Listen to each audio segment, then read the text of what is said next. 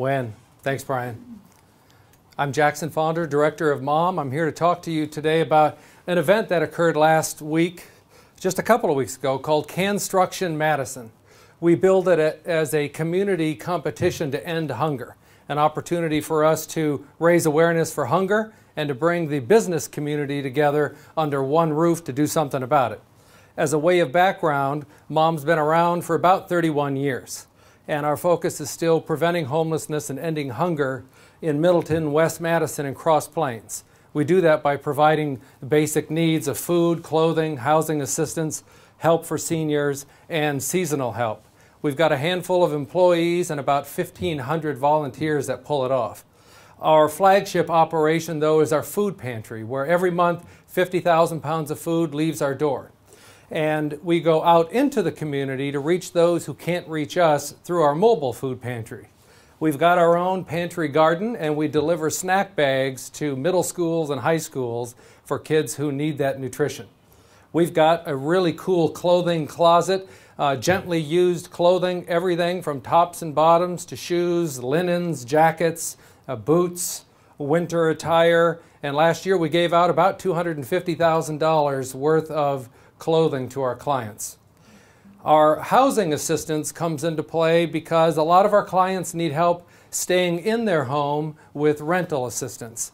Some of our clients need help acquiring an apartment, so we help them with security deposits. We also work very closely with MG&E and Alliant to keep the power on through our utility assistance program.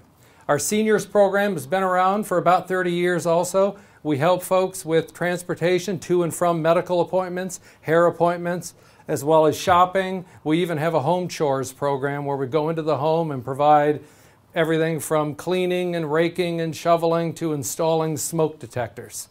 And last but not least, our seasonal help, where we provide about 750 backpacks to school children to start every school year, so they start off that year on an even level playing field.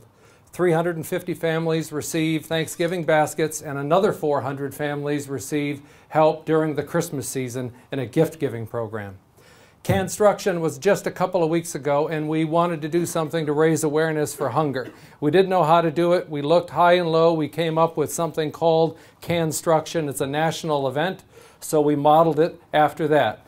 Simply put, 19 teams showed up on May 12th at Kiva Sports Center, all to build fantastic giant displays of food in a competition, competing against each other for 7 trophies. So they showed up at 8 a.m. with cases and cases of food, and they built these structures all day till about 3. And at 3, we had judges that showed up, official judges that judged the categories, and we had 7 of them. You can see all the teams here, literally from A to Z. We had a lot of help from the AIA from Southwest Wisconsin and the CANstruction at the national level.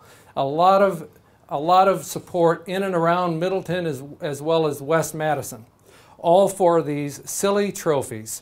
And they were all made out of cans. We had a special visit from Ron Dane. We had kids games. We had judges dressed in referee uniforms that judged every single structure.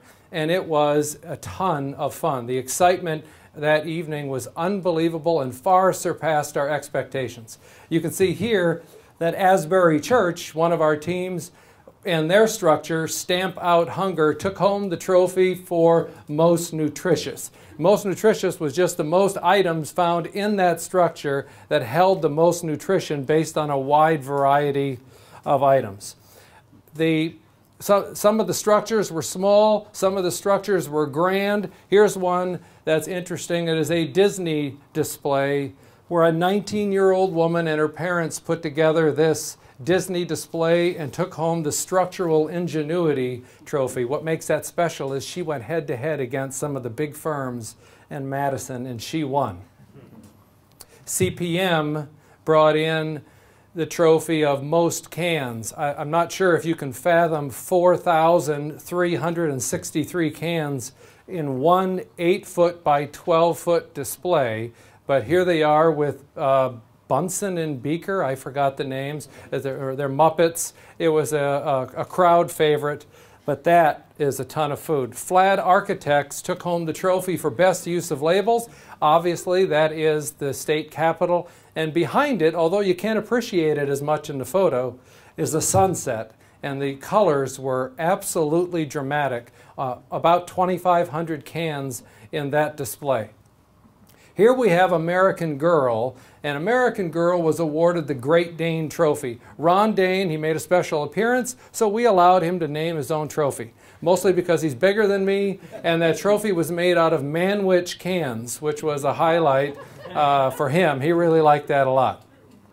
Zing Design brought home the trophy for the Judge's Choice. That was a special trophy designed that awarded a trophy for someone who came close to our mom message, our ending hunger and preventing homelessness, and their hunger hits home message. It was a crowd favorite as well. But none was bigger that night than the People's Choice Award, the only award voted on by the people who attended that night. You can see the replica of Lambeau Field. It was a big hit. They had a ladder next to it so that the kids could climb up and look over Lambeau Field. A lot of pictures, a lot of screaming when that trophy was named. Sometimes it's hard to wrap your arms and your mind around what 20 tons looks like, because that's what we brought in that night, 20 tons. But it equals about 4,255 bags of groceries. That gives us a great start on the summer and a great way to address hunger in this community. So we're very excited that we ended up with 20 tons of fun, 19 teams, 10 sponsors. We are very grateful for the community's support. It is so successful and exceeded our expectations that plans are underway for CANstruction 2012. Thank you.